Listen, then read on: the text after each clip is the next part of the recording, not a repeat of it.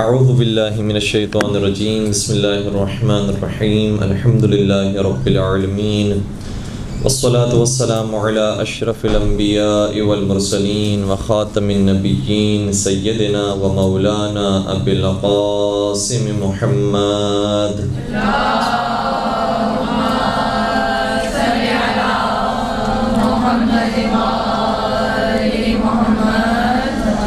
وعلى أهل بيته الطيبين الطاهرين المعصومين المظلومين الذين أذهب الله عنهم الرجس وطهرهم تطهيرا.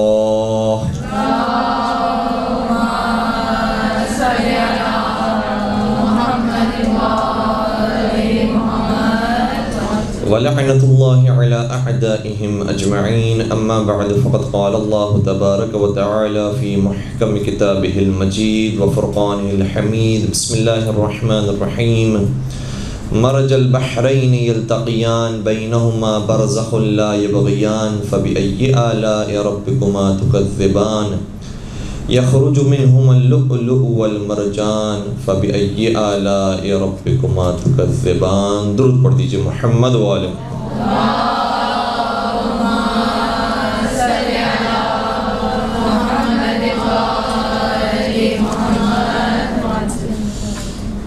سرکار حضرت امام حسن مجتبیٰ علیہ السلام کی ولادت و سعادت کی تاریخ ہے.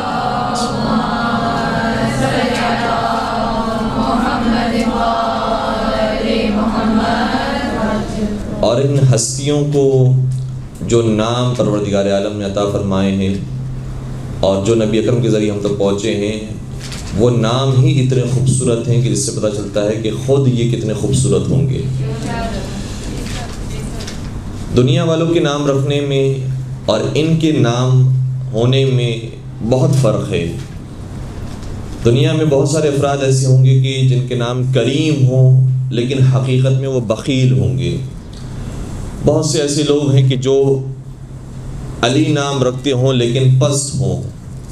یا اسی طریقے سے بہت سے لوگ ہوں کہ جن کا نام عالم ہو لیکن حقیقت میں وہ اہل علم نہ ہو.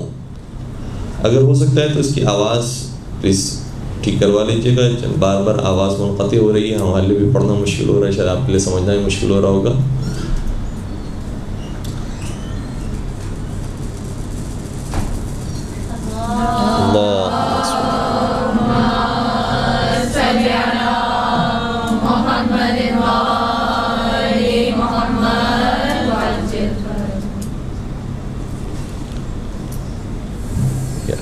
اس کے کنیکشن تھوڑا اس طرف ہے.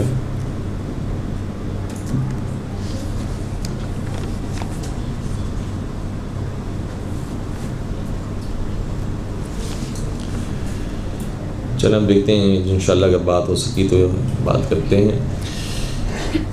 تو دنیا والوں کے نام ہونے میں, نامور ہونے میں اور ان کے نام رکھے جانے میں بہت فرق ہے. ان کا جو نام ہوتا ہے وہی ان کا کردار ہوتا ہے.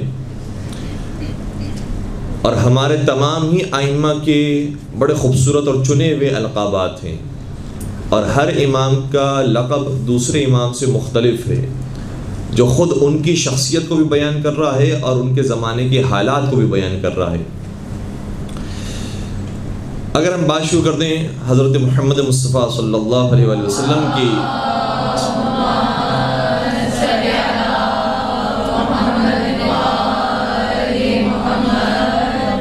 ایک کونیت سے کہ جو مشہور و معروف کونیت ہے. عام طور پر خطبہ حضرات جب خطبہ پڑھتے ہیں تو اس میں ہمیشہ اس نام کے ساتھ اور اس کونیت کے ساتھ اختتام کرتے ہیں کہ ابی القاسم محمد.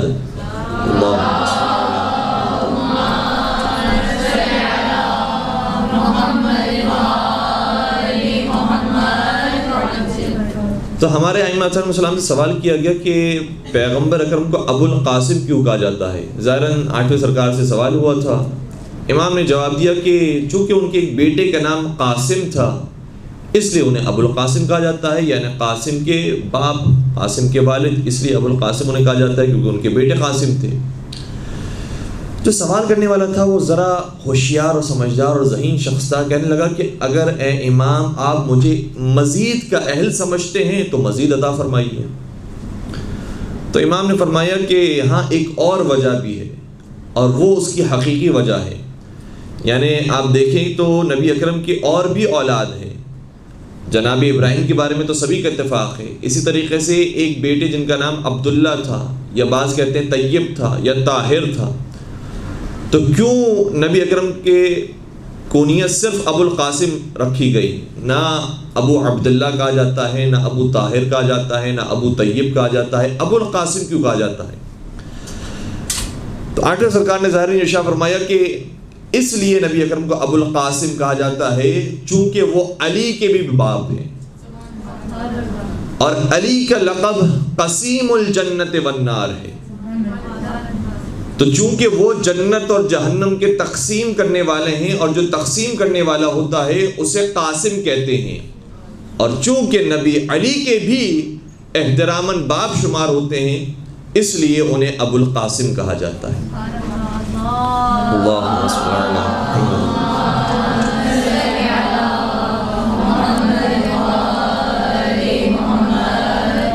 تو اس کنیت کے اندر بھی لاجک موجود ہے، اس کنیت کے اندر بھی ایک وجہ موجود ہے، ریزن موجود ہے. اور پھر ایک اور روایت بھی ہے ابو القاسم کی کنیت ہونے کے اعتبار سے، وہ یہ ہے کہ جب سوال کیا گیا کہ کیوں ان کا لقب ابو القاسم ہے، تو کہا اس لیے پروردگار عالم نے انہیں ابو القاسم کا لقب دیا ہے چونکہ ابو القاسم اور ابو کا لفظ عربی زبان میں گویا صاحب کے معنوں میں بھی استعمال ہوتا ہے. مثال کے طور پر اگر ہم بات کرتے ہیں مولا امام حسین علیہ السلام کی، تو ان کا لقب اور ان کی کنیت ہے ابو عبداللہ. تو ابو عبداللہ کا مطلب ایک تو یہ ہے کہ وہ عبداللہ کے بابا ہیں، عبداللہ کے والد ہیں، اور ملتا ہے روایات کے اندر کہ حضرت علی اصغر کا ایک نام عبداللہ بھی تھا، تو اس لیے انہیں ابو عبداللہ کہا جاتا ہے. لیکن ایک اور وجہ بھی ہے سرکار کے ابو عبداللہ ہونے کی، اس لیے کہ وہ صاحب عبد ہیں اور صاحب بندگی ہیں. اللہ کی بندگی اس قدر انہوں نے کی ہے کہ انہیں نہ صرف عبد خدا کہا جاتا ہے بلکہ عبد خدا کے کمال پر وہ شخص فائز ہیں. اسی طریقے سے ابو القاسم کہنے کی ایک وجہ یہ بھی روایت میں بیان کی گئی ہے کہ نبی اکرم جب معراج پر تشریف لے گئے اور پروردگار عالم نے انہیں ابو القاسم کہہ کر مخاطب کیا، تو نبی اکرم کی تو جرت نہیں تھی، اور نبی اکرم یہ مجال نہیں رکھتے تھے کہ خدا سے کہیں کہ تم نے مجھے ابو القاسم کیوں کہا. لیکن خدا کی طرف سے آواز آئی، گویا خدا یہ جان گیا، اور ظاہر سی بات ہے کہ پروردگار ہر ایک کے دلوں سے واقف ہے، کہا کہ اے محمد ہم نے تمہیں ابو القاسم اس لیے بنایا ہے کیونکہ تمہارے ذریعے ہماری رحمت تقسیم ہوگی. اللہم صل علی محمد.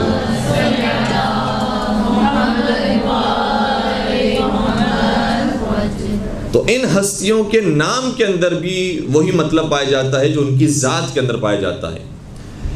اب آئیے اس روایت کی طرف جو ہمارے یہاں بڑی مشہور ہے، اور بعض علماء نے، یا کہنا چاہیے علماء اہل سنت نے زیادہ اس کی طرف فوکس کیا ہے، اور ہماری بعض کتابوں کے اندر پائی بھی جاتی ہے، لیکن ہم نے شاید پہلے بھی یہ بات عرض کی تھی اور اب دوبارہ سے دہرا رہے ہیں کہ امام حسن مجتبیٰ علیہ السلام اس اعتبار سے بھی مظلوم ہیں. نہ صرف یہ کہ ان کا ذکر کم کیا جاتا ہے، ان کی سیرت کم بیان ہوتی ہے، بلکہ اس اعتبار سے بھی مظلوم ہے کہ ان کے بارے میں جھوٹی روایتیں بھی بہت گڑھی گئی.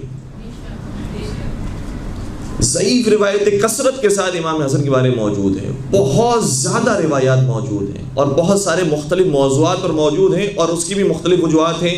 دو وجہ اس کی اہم ترین ہے کہ جس زمانے میں امام حسن مجتبیٰ علیہ السلام کی امامت ہے، اس زمانے میں جو شخص حاکم وقت ہے وہ مشہور ہے عیاری میں اور مشہور ہے چالاکی میں.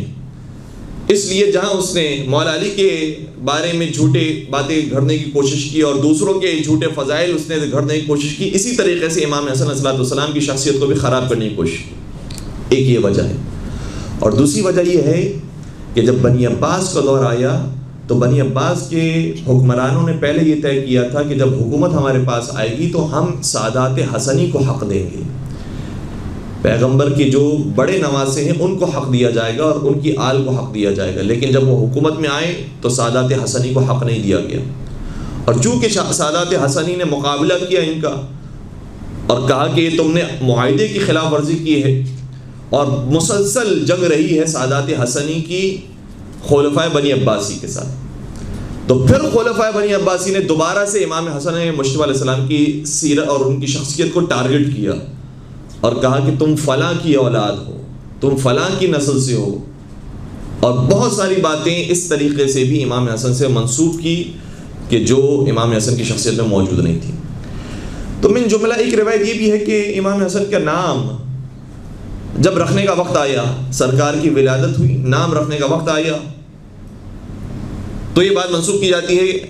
اب میں یہ نہیں کہہ رہا کہ 100% یہ بات باطل ہے، لیکن جو قرائن نظر آتے ہیں، ورنہ تو ہم وہاں پر موجود نہیں تھے، آج ہم صرف علمی گفتگو کر سکتے ہیں، دلائل کے ساتھ بات کر سکتے ہیں، اس کے اوپر بات کی جا سکتی ہے کہ جب سرکار کی ولادت ہو گئی تو سوال کیا گیا کہ اے علی تم نے اس بچے کا نام کیا رکھا ہے؟ تو میرے مولا نے عرض کیا رسول اللہ سے کہ یا رسول اللہ میں نے اس بچے کا نام حرب رکھا ہے۔ حرب، حرب کا کیا مطلب ہوتا ہے؟ جنگ۔ بعض علماء نے کہا کہ علی چونکہ جنگجو تھے، جنگ پسند تھے، اس لیے ان کے یہاں جب ولادت ہوئی تو انہوں نے کہا کہ میرے بیٹے کا نام حرب ہونا چاہیے، جنگ۔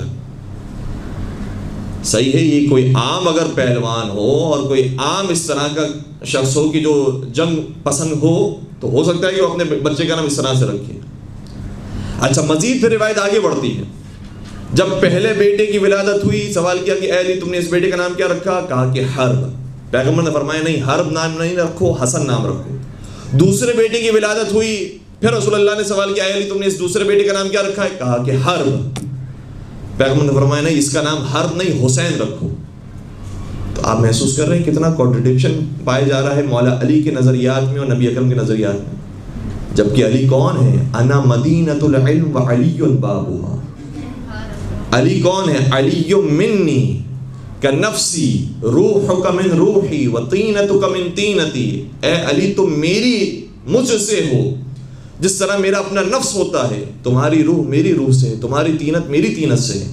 اور یہ تو احادیث ہیں، اگر ہم خود آیات کی طرف آ جائیں تو آئے مباہلہ میں باقاعدہ علی کو نفس رسول کہا گیا ہے۔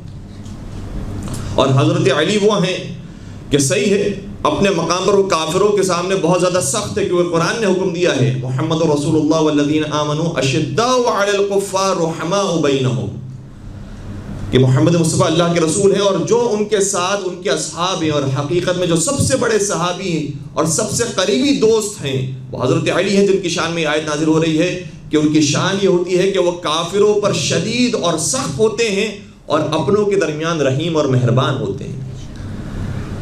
تو حضرت علی صحیح کافروں پر سخت تھے، لیکن جب یتیموں کو دیکھ لیں تو علی سے زیادہ درد دل رکھنے والا اور کوئی نہیں تھا۔ نماز میں دیکھ لیں تو علی سے زیادہ پروردگار کے سامنے کانپنے والا اور کوئی نہیں تھا۔ اسی لیے علی مرتضیٰ کو عین اللہ بھی کہا جاتا ہے، لسان اللہ بھی کہا جاتا ہے، اذن اللہ بھی کہا جاتا ہے، ید اللہ بھی کہا جاتا ہے، اور ایک انداز سے نفس اللہ بھی کہا جاتا ہے کہ پروردگار کی مرضی خریدنے کے بعد گویا نفس سے خدا کے منزل پر آ گئے کہ جس نے علی کو راضی کر لیا گویا خدا کو راضی کر لیا۔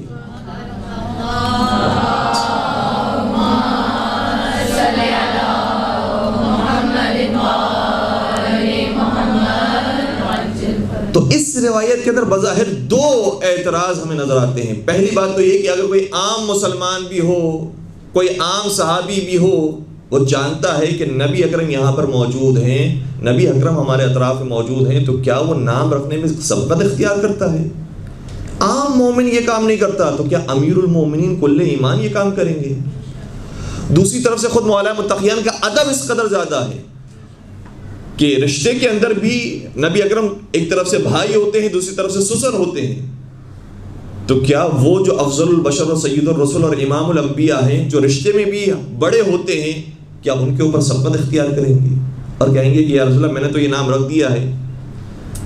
یہ انداز مناسب نظر نہیں آتا۔ پھر اس سے ہٹ کر اگر دیکھا جائے تو خود مولا کائنات کی جو اپنی شخصیت ہے، فرض کریں کہ نبی اکرم زمانے میں موجود نہیں بھی تھے، تو کیا علی مرتضیٰ کی شخصیت ایسی ہے کہ جو صرف جنگ اور تلوار کی باتیں کرتے ہیں؟ حضرت علی مرتضیٰ کی شخصیت بھی ایسی نہیں ہے۔ اگر جنگ و تلوار کی باتیں ہوتی تو وہ 25 سال تک کیوں خاموشی اختیار کی؟ اور پھر آخری اور اہم ترین جواب، فرض کرتے ہیں کہ مولا متقیان کو یہ نام پسند تھا، حرب رکھنا چاہتے تھے، تو نبی اکرم 7 سے 8 برس تک زندہ رہے اور اس کے بعد وفات کر گئے. مولا کائنات کی زندگی مزید 30 سال تک جاری رہی اور مولا متقیان اس زمانے میں بھی صاحب اولاد ہوتے رہے, ان کے یہاں بیٹے پیدا ہوتے رہے. کسی ایک بیٹے کا نام بھی بتا دیجئے کہ علی نے اپنے بیٹے کا نام حرب رکھا ہو. اگر واقعاً حرب نام اتنا پسند ہے تو چلیں, اس وقت تو محدود تھا کہ نبی اکرم موجود ہیں اس لیے ان کے سامنے کچھ اور بات نہیں کی جا سکتی. لیکن جب نبی اکرم چلے گئے اور اولادیں ہوتی رہیں اور کثرت کے ساتھ بیٹے ہوتے رہے, حضرت عباس کی ولادت ہوئی, جناب محمد حنفیہ کی ولادت ہوئی, لیکن کسی کا نام بھی میرے مولا نے حرب نہیں رکھا. اس کا مطلب یہ ہوا کہ یہ روایت وہ ہے جو بعد میں گھڑی گئی ہے. اور کیوں گھڑی گئی ہے اس کی بھی وجوہات سمجھ میں آتی ہے, اس وجہ سے تاکہ لوگوں کے دماغ میں یہ غلط بات ذہن میں ڈالی جائے اور فطور پیدا کیا جائے کہ حسن کا مزاج تو صلح کا تھا, علی کا مزاج جنگ کرنا تھا. اور یہ روایت بھی مختلف انداز سے یقین بیان کی جاتی ہے اور علماء اہل سنت بھی عام طور پہ اس روایت کو بہت زیادہ کوٹ کرتے ہیں. کہتے ہیں کہ جب لوگ امام حسن کو دیکھتے تھے تو کہتے تھے کہ اے حسن تم نبی کے شبیہ لگتے ہو, لیکن جب حسین کو دیکھتے تھے تو کہتے تھے کہ تم علی کی شبیہ لگتے ہو.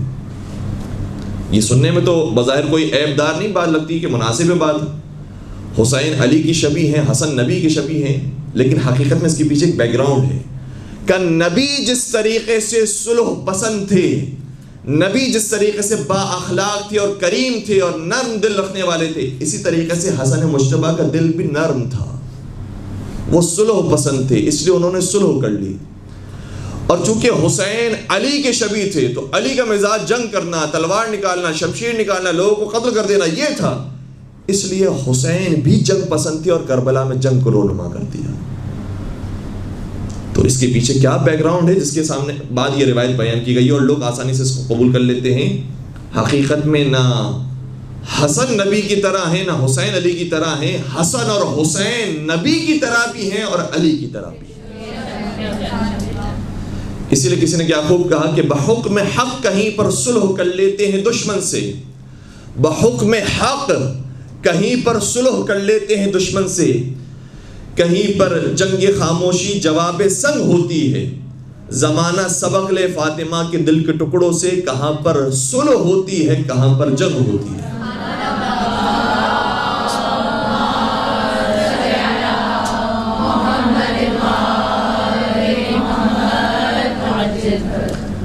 اب ہم بات کرتے ہیں مولا کی ولادت پر, اور کیا خوبصورت ولادت ہے کہ خود اس کا ذکر قرآن کریم کر رہا ہے. اور قرآن کریم کے مفاہیم اور قرآن کریم کے چونکہ معنی بہت زیادہ متعدد ہوتے ہیں, تو جو آیت ابھی بیان کی جا رہی ہے اس کی بھی متعدد معنی ہے. سورہ رحمان کی آیت ارشاد ہوتا ہے مرج البحرین یلتقیان بینہما برزخ لا یبغیان فبأي آلاء ربكما تكذبان يخرج منهما اللؤلؤ والمرجان فبأي آلاء ربكما تكذبان. پہلے تو ہم خود اس لفظ کو سمجھتے ہیں, یہ کیوں کہا جا رہا ہے فبأي آلاء ربكما تكذبان. ترجمہ بہت جلدی میں کر دیا جاتا ہے اور یہ کر دیا جاتا ہے کہ تم خدا کی کون کون سی نعمتوں کو جھٹلاؤ گے, لیکن یہ اس کا صحیح ترجمہ نہیں ہے. اگر لفظی ترجمہ کیا جائے جو قرآن نے کہا ہے وہ کیا ہے, فَبِأَيِّ آلَاءِ رَبِّكُمَا تُكَذِّبَانَ, تم دونوں اللہ کی کس کس نعمت کو جھٹلاؤ گے. تم دونوں, یہ دو کون ہیں؟ بعض مفسرین نے اس کا یوں ترجمہ کیا ہے اے گروہ جن اور اے گروہ انس, تم دونوں کون کون سی اللہ کی نعمتوں کو جھٹلاؤ گے. لیکن ہمارے آپ کے چھٹے سرکار حضرت امام جعفر صادق علیہ السلام شاہ فرماتے ہیں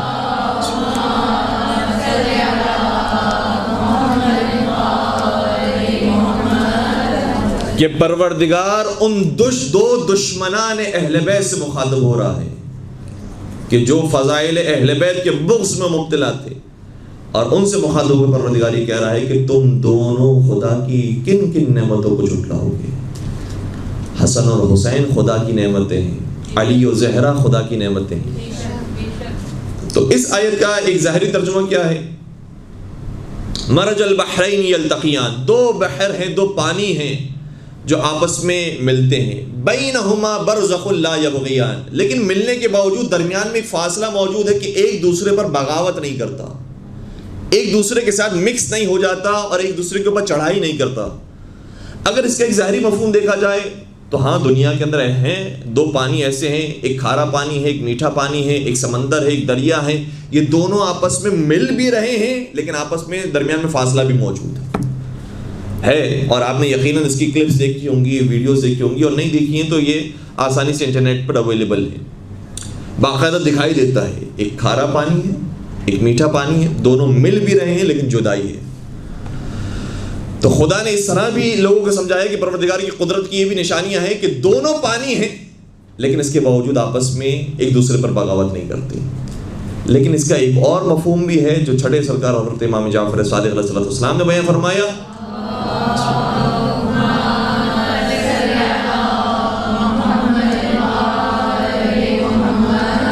فرماتے ہیں علی و فاطمہ بحران عمیقان لا یبغی احدہما علی الاخر۔ جو دو سمندر جس کی بات قرآن کر رہا ہے وہ حقیقت میں علی مرتضیٰ کے علم کا اور حضرت زہرا کے علم اور تقوی کا سمندر ہے۔ یہ دو سمندر ہیں جو آپس میں ملتے بھی ہیں لیکن ایک دوسرے پر بغاوت نہیں کرتے، اور درمیان میں جو چیز شخصیت موجود ہے، بعض روایت میں ملتا ہے کہ برزخ سے مراد خود نبی اکرم کی ذات گرامی ہے، کہ دونوں ایک دوسرے پر بغاوت نہیں کرتے اور تجاوز اختیار نہیں کرتے، دونوں اپنی اپنی حدود کے اندر ہیں اور دونوں عمیق سمندر ہیں۔ اور دیکھیں سمندر کی شان کیا ہوتی ہے کہ اوپر سے تو لگتا ہی ہے کہ بہت وسیع و عریض ہے، لیکن کوئی جانتا نہیں ہے کہ مزید کتنا یہ عمیق اور گہرا ہے۔ ایک علی مرتضیٰ کا جلوہ وہ ہے کہ جو دنیا والوں نے دیکھا ہے کہ 60 برس کی زندگی گزار لی، اس طرح سے زندگی گزاری، یہ ہے علی مرتضیٰ کی شخصیت، یہ ان کا ظاہر ہے، ان کا ظاہر ہی بہت وسیع و عریض ہے، لیکن جو ان کے باطن تک پہنچنا چاہتا ہے تو وہ مزید اور عمیق اور گہرا ہے، اس تک انسانی عقل نہیں پہنچ سکتی۔ اور پھر آگے بیان فرمایا یخرج منہم اللؤلؤ والمرجان، اور جو چیز پھر اس سمندر سے نکلتی ہے یا وہ لؤلؤ ہے یا وہ مرجان ہے۔ چھٹے سرکار بیان کرتے ہیں کہ جو چیز اس سمندر سے نکلی ہے وہ امام حسن علیہ السلام اور امام حسین علیہ السلام ہے۔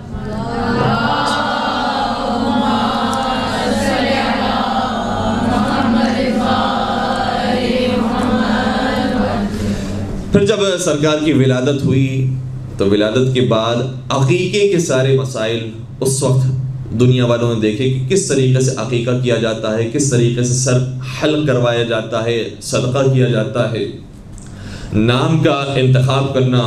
اور حقیقی جو روایت بعض کتابیں موجود ہے وہ اس انداز سے ہے کہ جب نبی اکرم سوال کیا کہ اے علی تم نے اس بیٹے کا نام کیا رکھا، کہا کہ میں نبی پر سبقت اختیار نہیں کر سکتا، آپ فرمائیے کہ آپ اس کے لیے کون سا نام انتخاب کرتے ہیں۔ تو نبی نے شاہ فرمایا میں خدا پر سبقت اختیار نہیں کر سکتا، خدا اس کے لیے نام منتخب کرے گا۔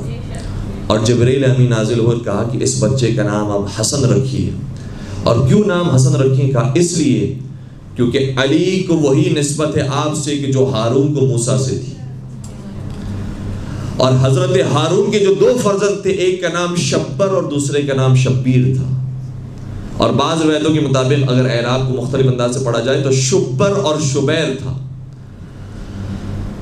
تو جس طریقے سے جناب ہارون کے دو بیٹے تھے اور ایک کا نام شبر اور شبیر تھا، اسی طریقے سے آپ کے بھی دو بیٹے ہوں گے، آپ شبر کے نام پر اپنے بیٹے کا نام حسن اور شبیر کے نام پر اپنے دوسرے بیٹے کا نام حسین رکھیے گا۔ اس لیے مولا حسین کو شبیر بھی کہا جاتا ہے یا شبیر بھی کہا جاتا ہے۔ اور اس طرح سے جب ولادت ہوئی اور نام گزاری ہو گئی، پھر یہ واقعہ بھی پیش آیا کہ جو اسماء بنت امیس تھی، انہوں نے زرد رنگ کی چادر میں امام حسن کو لپیٹا، پیغمبر کی خدمت میں لے کر آئیں، تو پیغمبر نے فرمایا کہ نہیں، بیٹے کے لیے مناسب، اولاد کے لیے مناسب نہیں ہوتا کہ جو نومولود ہو اس کو زرد رنگ کے کپڑے میں لپیٹا جائے، بلکہ سفید رنگ کے کپڑے میں لپیٹنا چاہیے۔ اور اس طرح سے یہ ساری سنتیں اب بننا شروع ہوئی کہ ولادت ہو تو کیا کیا انسان کو اعمال انجام دینے چاہیے، آداب کن کن چیزوں کا خیال رکھنا چاہیے۔ پھر اس کے بعد نبی اکرم نے فرمایا 7ویں دن سر کے بال منڈوائے جائیں اور اس بال کے وزن کے مطابق صدقہ رائے خدا میں خرچ کیا جائے، عقیقہ کروایا جائے۔ امام حسن مصطفیٰ علیہ السلام کے نام پر 2 جانور کی قربانی ہوئی اور عقیقے کا گوشت تقسیم کیا گیا۔ اور جو داعیہ تھی اس کو بہترین حصہ عقیقے سے دیا گیا. گویا یہ عقیقے کے احکام امام حسن کی ولادت پر بیان ہو رہے ہیں. میں کہوں گا عقیقے کے احکام تو جزء شریعت ہے، کل شریعت امام حسن مجتبیٰ کی زبان سے بھی بیان ہونی ہے. اور امام حسن کے ہم جتنے بھی فضائل سنتے ہیں وہ یہی بچپنے کے فضائل ہیں، اور انسانی عقل حیران رہ جاتی ہیں. اگر کسی صحابی کو کہا جائے کہ تم جنتی ہو تو اس کے بڑے فضائل ہوتے ہیں، اور واقع ہونے بھی چاہیے کہ تمہیں جنت کی سند مل گئی ہے اور رسول صادق کی زبان سے ملی ہے. لیکن جان لیجئے کہ امام حسن مجتبیٰ علیہ السلام کو، امام حسین علیہ السلام کو جنت کی بشارت نہیں مل رہی، جنت کی سرداری کی بشارت مل رہی. اور یہ بتایا ہے کہ اسی بچپنے میں ہم تمہیں بتاتے ہیں کہ تمہاری عاقبت کیسے ہونے والی ہے، تمہارا اختتام کیسے ہونے والا ہے، اور یہ بھی بتاتے ہیں کہ اس اختتام کے بعد تم محشر میں کس حالت میں لائے جاؤ گے. دنیا والے نہیں جانتے ہیں کہ ہماری عاقبت بھی بخیر ہوگی یا نہیں ہوگی، لیکن نبی اکرم بیان کر کے جا رہے ہیں کہ حسن مجتبیٰ حسین سید الشہداء یہ وہ ہیں کہ جن کی عاقبت بھی بخیر ہے، اور یہ میدان محشر میں سید و سردار بنا کر لائے جائیں گے. مجھے یہ جملہ کیوں کہنا پڑا؟ ظاہر سی بات ہے کہ آپ سب جانتے ہیں، سمجھدار ہیں، لیکن یہ مجھے کہنا اس لیے پڑا کیونکہ بعض لوگوں نے اس نام پر کتابیں لکھی ہیں نعوذ باللہ. اور حکومت وقت کو ذرا توجہ کرنی چاہیے کہ کیا کوئی یہ مسلمان ہوتے ہوئے جرأت کر سکتا ہے کہ اس نام سے کتاب لکھی ہے باغی. اب میری جرأت نہیں ہو رہی کہ جملہ ادا کروں. باغی حسین کہہ کر عنوان دے کر یہ کتابیں لکھی گئی. رسول صادق نے جنت کی بشارت نہیں دی ہے، انہیں جنتیوں کے سردار ہونے کی بشارت دی ہے. اور جنت کی سرداری کردار اور ایمان پر ملتی ہے، رشتہ داری کی بنیاد پر نہیں ملتی. اگر رشتہ داری کی بنیاد پر ملنی ہوتی تو حضرت نوح علیہ السلام کی زوجہ کو بھی رشتہ داری کی بنیاد پر جنت مل جاتی ہے، حضرت لوط علیہ السلام کی زوجہ کو بھی رشتہ داری کی بنیاد پر جنت مل جاتی ہے. لیکن خدا کے نزدیک رشتہ داریاں کام نہیں آتی ہیں، ایمان اور عمل صالح کام آتا ہے. امام حسن ہو یا امام حسین علیہ السلام ہو، یہ جنتی نہیں، جنتیوں کے سردار ہیں. لہٰذا انسان کو عقل کے ناخن لینے چاہیے کہ ان ہستیوں کے بارے میں اس طرح کے الفاظ استعمال نہ کیے جائیں اور اس طرح کے نام سے کتابیں نہ لکھی جائیں. کسی نے کیا خوب کہا کہ حسن کو دیکھ کر مہر نبی پہ کہتے تھے لوگ، حسن کو دیکھ کر مہر نبی پہ کہتے تھے لوگ، حضور اپنا ہی بچپن اٹھائے پھرتے ہیں. اللہم صلی علی محمد.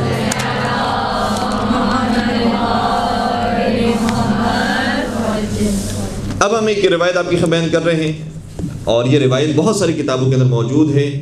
کتاب معانی الاخبار کے اندر شیخ صدوق نے اس روایت کو لکھا ہے، شیخ توسی نے کتاب امالی کے اندر، علامہ مجلسی نے بحر الانوار کے اندر، کہ نبی اکرم نے ایک دن ارشاد فرمایا اہتدوا بالشمس، سورج سے ہدایت حاصل کرو.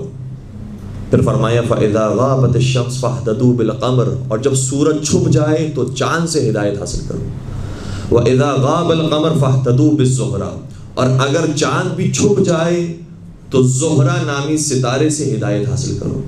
فَإِذَا غَابَتِ الزُّهْرَةُ، اور وہ ستارہ بھی چھپ جائے تو ہدایت حاصل کرو فرقدین سے، دو اور خوبصورت اور چمکدار ستاروں سے. سب حیران ہو گئے کہ وہ رسول کے جو اب تک ہمیں آفتاب پرستی سے روکتا رہا، سورج پرستی سے، چاند پرستی سے روکتا رہا، ستارہ پرستی سے روکتا رہا، آج خود یہ کہہ رہے ہیں کہ چاند سے ہدایت حاصل کرو، سورج سے ہدایت حاصل کرو، ستاروں سے ہدایت حاصل کرو. اس کا مقصد کیا ہے؟ تو کسی نے کہا قیل یا رسول اللہ، اے اللہ کے رسول یہ بتائیے من الشمس، سورج، سورج سے مراد کون ہے؟ فرمایا قال انا، میں سورج ہوں. جس طرح سورج پوری دنیا کو روشنی دیتا ہے، اسی طریقے سے مجھ سے پوری دنیا ہدایت پا رہی. پھر سوال کیا کہ ہاں سورج اگر آپ ہیں تو بتائیے، اگر آپ چلے گئے اور آپ غائب ہو گئے تو پھر چاند آئے گا، چاند سے مراد کون ہے؟ سنیے گا کہ چاند کسے نبی نے کہا ہے. فرمایا قال علی بن ابی طالب، ابو طالب کا بیٹا علی چاند ہے. اللہ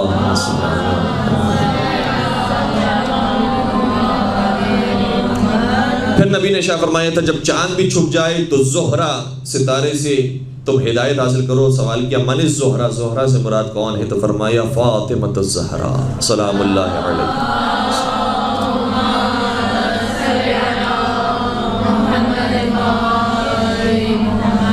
اور جب وہ ستارہ بھی چھپ جائے تو پھر مزید 2 اور ستارے ہیں کہ جن سے تم ہدایت حاصل کر سکتے ہو. فرمائے الفرقدان سے مراد کون ہیں؟ تو نبی اکرم نے شاہ فرمایا ہم الحسنان، یہ حسن اور حسین وہ ہیں جو 2 ستارے ہیں جو تمہاری ہدایت کریں گے. تو گویا نبی اکرم نے بیان کر دیا کہ یہ ہستیاں وہ ہیں جو ہدایت دینے والی ہیں، تم وہ ہو جو ہدایت لینے والے ہو. خبردار کوئی ایسا وقت نہ آ جائے کہ جو ہدایت لینے والے ہیں وہ ہدایت دینے کی کوشش کریں، اور جو ہدایت دینے والے ہیں انہیں اتنا مجبور کر دیا جائے کہ وہ ہدایت دے نہ سکیں. سرکار امام حسن مجتبیٰ علیہ السلام کے علم پر چونکہ ذرا کم گفتگو کی جاتی ہے، تو ایک روایت بڑی خوبصورت ہے جو حاکم شام کے زمانے میں پیش آئی کہ حاکم شام سے ظاہراً جب صلح ہو گئی تو ایک مقام سے حاکم شام اور مولا امام حسن گزر رہے تھے. تو حاکم شام نے کہا کہ میں نے سنا ہے کہ آپ کے جو نانا ہیں رسول اللہ ہیں وہ اتنا علم رکھتے تھے کہ باغ پر نگاہ کرتے تھے اور بتا دیتے تھے کہ اس باغ میں کتنی کھجوریں ہیں اور اس کا وزن کتنا ہوگا، کتنے کلو کی کھجوریں اس باغ کے اندر پائی جاتی ہیں. سرکار نے بیان کیا کہ ہاں بالکل ایسا ہی ہے. بلکہ ایک اور جملہ ارشاد فرمایا جس کی وجہ سے حاکم شام کے تعجب میں بہت اضافہ ہوا. کہا کہ وہ میرے نانا رسول خدا تھے کہ جو باغ کے اندر موجود کھجوروں کے وزن کو بیان کیا کرتے تھے، لیکن میں باغ میں موجود کھجوروں کی تعداد بھی جانتا ہوں. اور یقیناً رسول اللہ بھی جانتے ہوں گے، لیکن اس زمانے میں وہ ظرفیت تھی اور اس زمانے میں اتنا بیان کر دینا کافی تھا. لیکن آج کا زمانہ اور جو سوال کرنے والا تھا وہ سمجھ رہا ہے کہ ان کا علم ذرا کم ہے. کہا کہ نہیں، رسول اللہ کا علم تھا ہی، لیکن ہمارا علم بھی کم نہیں ہے. پھر سوال کیا اس نے کہ اچھا یہ بتائیے کہ ان باغات کے اندر کتنی کھجوریں موجود ہیں؟ سرکار نے باغ پر نگاہ کیا، فرمایا 4004 کھجوریں. 4004 کھجور کے دانے اس باغ کے اندر موجود ہیں. حاکم شام نے حکم دیا کہ سارے باغ کے اندر جتنی کھجوریں موجود سب کو جمع کیا جائے اور سب کو گنا جائے. افراد مقرر کیے گئے، اتاری گئی کھجوریں، سب کو گنا گیا ایک ایک کر کے. اور جب ساری کھجوریں گن لی گئی تو خوشی خوشی وہ شخص آیا اور حاکم شام کو اطلاع دی کہ یہ ملا کر 4004 نہیں 4003 کھجوریں بنتی ہیں. حاکم شام کو خوشی ہوئی اور کہا کہ اے حسن تمہارا حساب غلط نکلا، تم نے کہا تھا 4004 کھجوریں، اس میں 4003 کھجوریں ہیں. امام نے شاہ فرمایا خدا کی قسم نہ کبھی ہم نے جھوٹ کہا ہے نہ خدا نے ہم سے کبھی جھوٹ کہا ہے.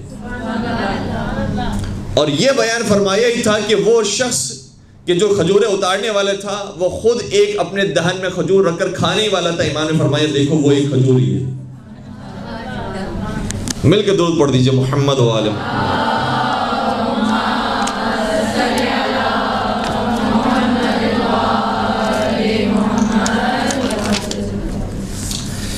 پھر سرکار نے علم کے جوہر مختلف مقامات پر دکھائے، ساتھ ساتھ عبادات کے میدان میں بھی سرکار کا کوئی مقابلہ ہو، کوئی ثانی نہیں ہے. بلکہ چھٹے امام جعفر صادق علیہ السلام شاہ فرماتے ہیں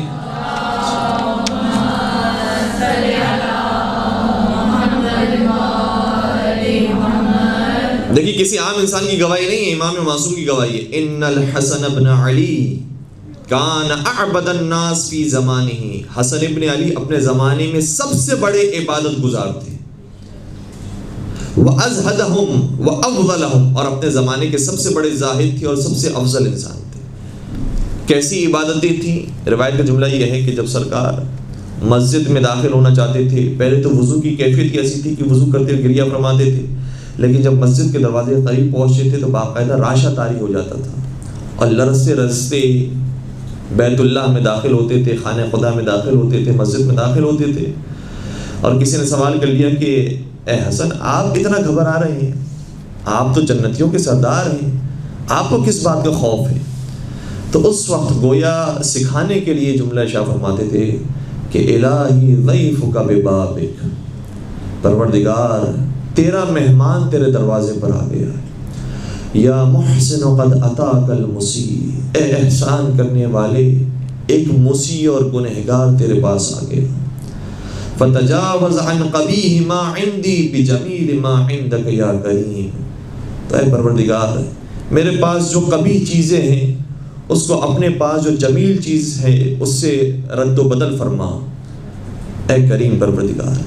اور یہ جو جملے ہیں مولا کے، یہی جملے ہمیں بیان کیے گئے ہیں کہ مستحب ہے کہ انسان جب مسجد میں داخل ہو تو اسی طریقے سے جملے ادا کیا کرے کہ پروردگار تیرا مہمان تیرے دروازے پر آ گیا ہے، اے احسان کرنے والے، ایک گنہگار تیرے دروازے پر آیا ہے، تیری طرف آیا ہے اور اپنے ساتھ قبیح اعمال کو لے کر آیا ہے، لیکن اسے معلوم ہے کہ تیرے پاس جمیل چیزیں موجود ہیں، تیرے پاس خیر موجود ہے، ان جمیل چیزوں کو میرے اس قبیح عمل سے بدل دے اے کریم پروردگار.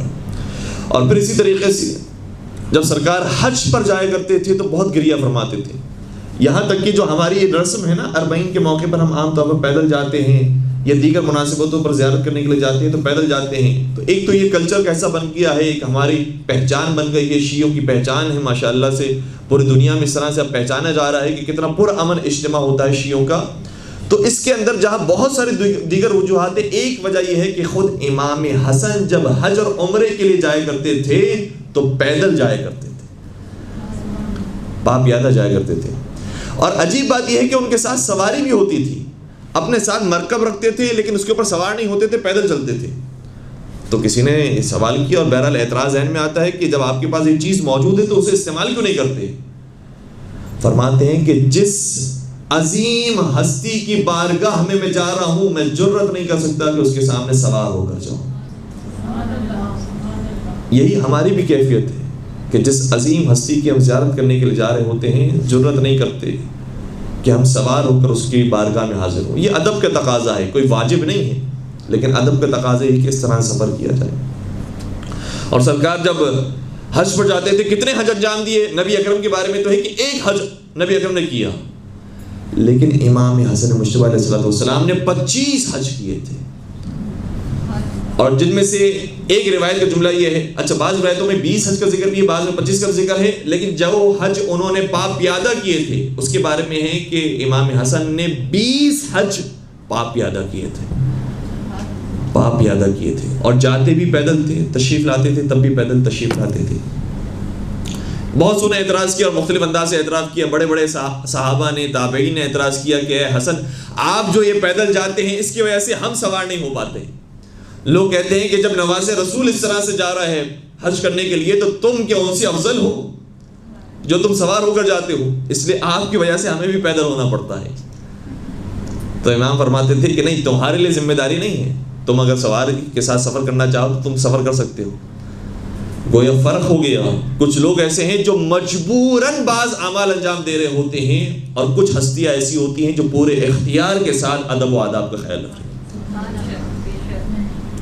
پھر سرکار جب حج کر کے واپس آتے تب بھی پیدل ہی واپس آ رہے ہوتے، پا پیادہ ہی واپس آ رہے ہوتے. اچھا یہ کیوں سواری رکھتے تھے؟ اس بارے میں بھی علماء نے بحث کی ہے کہ اگر پیدل ہی جانا تھا تو بہتر ہوتی کہ اپنے مرکب کو اپنے وطن میں چھوڑ کر جاتے اور ویسے ہی پا پیادہ چلے جاتے.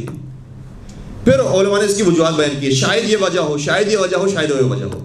فرمائے کہ پہلی وجہ ہو سکتا ہے یہی ہو کہ امام حسن جب سفر میں جائیں تو ظاہری اعتبار سے دیکھا جائے تو نہیں معلوم انسان کو کب اس کی حالت خراب ہو جائے، کب طبیعت بگڑ جائے، بیمار ہو جائے، مریض ہو جائے اور حج نہ کر سکے اگر اس کے پاس مرکب نہ ہو.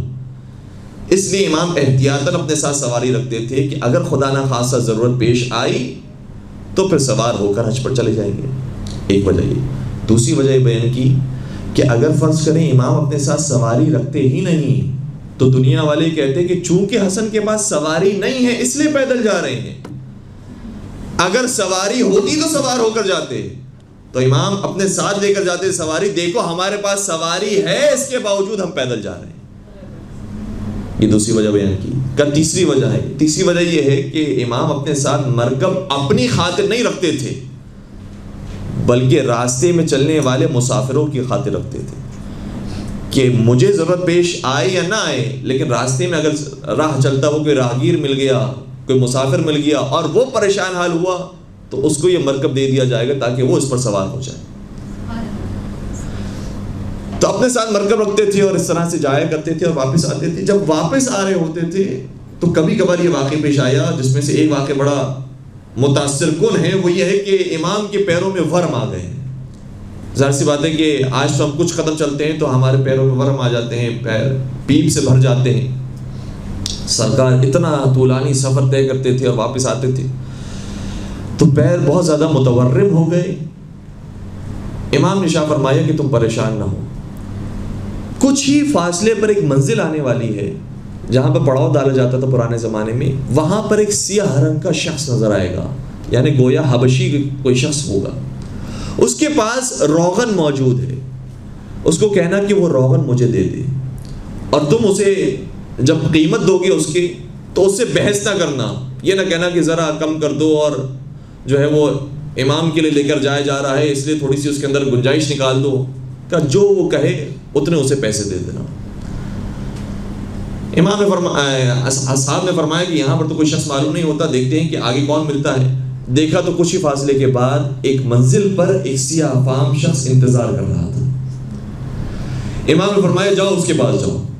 اس کے پاس گئے، پیسے دیے اس کی خدمت میں، کہا کہ امام حسن نے تمہارے تیل میں سے اور تمہارے روغن میں سے کچھ تیل مانگا ہے۔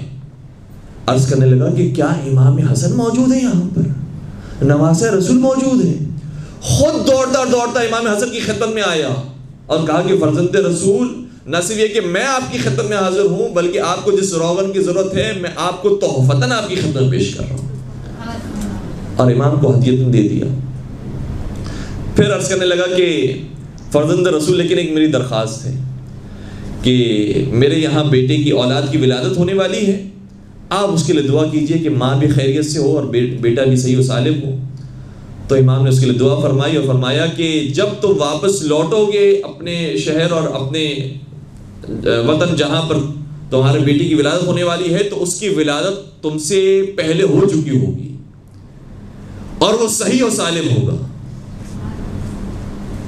کچھ ہی دیر کے بعد وہ وہاں پہنچا اور پھر دوبارہ سے امام کی خدمت میں بھی آیا اور امام کو آ کر کہا کہ فرزند رسول آپ نے جو کہا تھا وہ سچ ثابت ہوا، جیسے ہی آپ نے یہ میرے لیے دعا کی تھی ماں کو بھی کوئی تکلیف نہیں ہوئی اور میری اولاد کو بھی تو کوئی تکلیف نہیں، اولاد بھی صحیح و سالم رہی اور ماں بھی صحیح و سالم رہی آپ کی دعاؤں کی وجہ سے۔ اور پھر امام نے جس روغن کو استعمال کیا وہ روغن بھی اتنا مفید تھا کہ کچھ ہی دیر کے بعد امام کو بھی اس سے شفا مل گئی، لیکن گویا امام یہ بتانا چاہ رہے تھے کہ اگر دینے والے کا اخلاص ہو تو پھر لینے والے کو جلدی اثر ملتا ہے اور اس سے شفا مل جاتی ہے۔ اور یہ واقعہ اس سے ملتا جلتا واقعہ ہمیں جناب تمار میثم تمار کے سامنے بھی نظر آتا ہے کہ جب مولانا متقیان کی اس کی دکان پر موجود تھی اور کچھ لوگ آئے کھجور لینے کے لیے، امام نے کہا کہ یہ کھجوریں لے کر جاؤ اور جو اس کے پیسے بنتے ہیں وہ رکھ کر جاؤ۔ جب وہ چلا گیا جناب میثم تمار آیا کہا کہ یا علی مرتضیٰ اے امیر المومن کچھ بکائی ہوئی، کچھ کوئی چیز بیچی؟ کہا کہ ہاں ایک شخص آیا تھا کچھ کھجوریں لے کر گیا اور یہ وہ پیسے رکھ کر گیا ہے۔ میثم تمار ان پیسوں کو دے کر مسکرا کر کہتے ہیں کہ یا امیر المومنین وہ کھوٹے سکے رکھ کر چلا گیا ہے، آپ نے دیکھا نہیں کہ وہ سکے ٹھیک تھے اور چلنے والے رائج الوقت تھے یا نہیں تھے؟ امام نے شاہ فرمایا اگر اس نے ہمارے ساتھ دھوکہ کیا ہے تو اس کے ساتھ بھی اچھا نہیں ہوگا۔ اور تھوڑی دیر نہیں گزری تھی کہ وہ شخص روتا روتا آیا اور کہا کہ یہ کھجوریں مجھ سے واپس لے لو اور میرے پیسے واپس دے دو، میں کھجوریں نہیں لینا چاہتا۔ کہا کیا ہوا کھجوروں؟ کہا کہ جو کھجوریں میں لے کر گیا تھا وہ سب کی سب تلخ اور کڑوی نکلی۔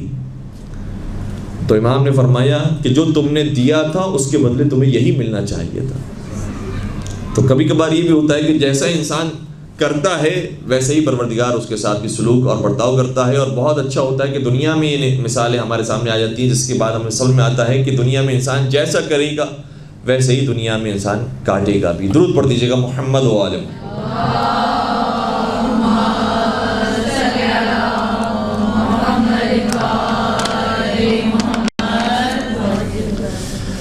ایک اور روایت کو بس بیان کر کے زحمت کو تمام کرتے ہیں، ورنہ سرکار کے بارے میں باتیں بہت زیادہ ہیں اور خوبصورت جو ہے وہ ان کی سیرت ہے۔ ایک بات یہ ہے کہ یہ بھی تصور ہے کہ امام شاید خطبہ دینے میں اتنی جرت نہیں رکھتے تھے کہ جو جرت اور شجاعت امام حسین میں موجود تھی۔ گفتگو کرنے میں ذرا نرم تھے اور سہل انگیزی سے کام لیتے تھے۔ تو باقاعدہ جب صلح ہو چکی امام حسن اور حاکم شام کی تو عمر ابن عاص نے کہا کہ اے حاکم شام بہتر ہے کہ تم حسن کو بھی موقع دو اور کہو کہ وہ بھی خطبہ بیان کریں، چونکہ ہمیں یہ لگتا ہے کہ وہ صحیح طریقے سے خطبہ ادا نہیں کر سکیں گے، اور اگر انہوں نے ادا نہیں کیا تو لوگ واقعا ہماری تعریف کریں گے اور پتہ چل جائے گا کہ حق بنتا ہے کہ ہمیں ہی حکومت ملنی چاہیے تھی۔ حاکم شام کو یہ مشورہ بڑا پسند آیا اور کہا کہ اے حسن مجتبیٰ، ماشاءاللہ آپ بہت بڑے خطیب ہیں، آپ کے خاندان میں علم اور فضل موجود ہے، تو میں چاہتا ہوں کہ آپ ممبر پر تشریف لائیں اور آپ خطابت فرمائیں۔ امام کو موقع ملا تو امام اسی طریقے سے ممبر پر آئے جس طریقے سے مولا سید سجاد دربار یزید میں آئے تھے، اور جس طرح سے مولا سید سجاد نے بتایا تھا کہ میرے بابا کون ہے اور میرے چچا کون ہیں، اسی طریقے سے امام حسن نے بھی بیان کیا کہ میرے بابا کون ہے اور میرے نانا کون ہے، اور جب ممبر پر تشریف لائے تو اس انداز سے خطاب کیا۔ اس کے کچھ جملے میں آپ کے بیان کر رہا ہوں۔ بیان فرمانے لگے کہ ایھا الناس من عرفنی فقد عرفنی، یہی انداز مولا سید سجاد کا بھی تھا۔ اے لوگوں، جو مجھے جانتے ہیں وہ مجھے جانتے ہیں، ومن لم یعرفنی فانا الحسن بن علی، اور جو مجھے نہیں جانتے تو پہچان لیں کہ میں علی کا بیٹا حسن ہوں۔ بلدی مکہ و منا، میرا شہر مکہ ہے اور منا ہے، وانا ابن المروہ والصفا، اور میں صفا اور مروہ کا بھی بیٹا ہوں، گویا میں ابراہیم اور اسماعیل کا بیٹا ہوں۔ وانا ابن النبی المصطفیٰ، اور میں محمد مصطفیٰ کا بیٹا ہوں۔ اور خود نبی اکرم بھی فرمایا کرتے تھے کہ یہ میرے بیٹا ہے، یہ علی کا بیٹا نہیں، میرا بیٹا ہے۔ اور باقاعدہ جملہ یہ ہے کہ ہر نبی کو بیٹا نصیب ہوا تو انہی کے صلب سے ہوا، لیکن مجھے جو اولاد نصیب ہوئی وہ صلب علی ابن ابی طالب سے نصیب ہوئی۔ اور پھر قرآن کی آیت یہ کہہ رہی ہے کہ مباہلہ کے میدان میں اپنے بیٹوں کو لے کر آؤ، تو نبی کے بیٹے بن کر چلے ہیں تو علی کے بیٹے ہی حسن و حسین چلے ہیں۔ فرمایا انا ابن النبی المصطفیٰ، میں نبی مصطفیٰ کا بیٹا ہوں۔ انا ابن من علی الجبال والجبال الرواسی، بڑے بڑے پہاڑ جس کے سامنے جھک جاتے ہیں میں اس کا بیٹا ہوں۔ وَأَنَا ابن من کسا محاسن وجہ الحیا، اور میں اس کا بھی بیٹا ہوں جس کے چہرے کی خوبصورتی کو حیا چھپا لیتی ہے۔ انا ابن فاطمہ الزہرا سیدۃ النساء، میں خواتین کی سردار فاطمہ زہرا کا بیٹا ہوں۔ اللہم صلی علی محمد۔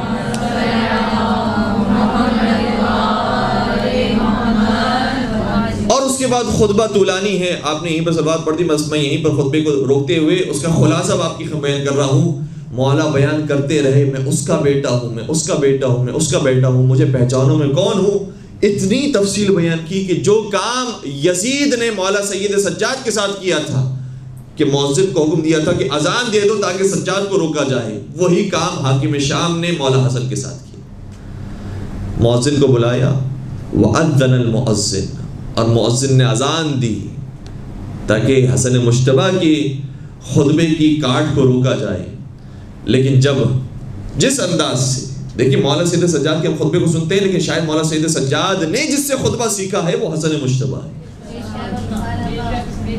جیسے ہی مؤذن بھی اس جملے پر پہنچا اشہد ان محمد رسول اللہ، تو حسن مجتبیٰ نے روک کر کہا اے حاکم شام بتا، یہ محمد جس کی تیرا مؤذن گواہی دے رہا ہے وہ تیرے نانا تھے یا میرے نانا؟ اور پھر جب پوری اذان مکمل ہو گئی تو پھر مخاطب ہوئے امام حسن حاکم شام سے کہنے لگے یہ بتا کہ محمد ابی ام ابوک، محمد مصطفیٰ میرے بابا تھے یا تیرے بابا تھے؟ اور پھر ایک ایک کر کے سوالات کیے، خانہ کعبہ کے متعلق، قرآن سے متعلق مختلف انداز سے سوالات کرتے رہے۔ اور سوالات کرنے کے بعد جب حاکم شام خاموش رہا تو پھر سنیے گا کہ امام حسن نے کیا کام کیا کہ جو مولا سید سجاد کے خطبے میں نظر نہیں آتا۔ امام نے پھر ارشاد فرمایا کہ جو شخص ان کے جوابات نہ دے یا ان جوابات کو چھپائے اور ہمارے فضائل کا انکار کرے یا ہمارے بارے میں جھوٹ منسوب کرے، اس پر بھی لعنت، ایسی بات نقل کرنے والے پر بھی لعنت، ایسی باتوں کو سننے والوں پر بھی لعنت۔ تو پوری محفل نے مل کر کہا آمین آمین۔ اور نہ صرف یہ کہ اس محفل کے افراد نے کہا بلکہ پھر حتیٰ علماء اہل سنت نے بھی جب اس خطبے کو نقل کیا ہے تو جس نے بھی نقل کیا ہے اس نے کہا ہم بھی اپنا آمین اس میں شامل کرتے ہیں۔ اور ہر مؤلف نے آگے لکھا ہے آمین آمین آمین۔ تو جو امام حسن مجتبی علیہ السلام کے فضائل کا انکار کرے یا ان کے بارے میں کوئی جھوٹ منسوخ کرے تو بولنے والے پر بھی لعنت ہو اور سننے والوں پر بھی لعنت ہو۔ مل کے درود پڑھ دیجیے گا محمد والے۔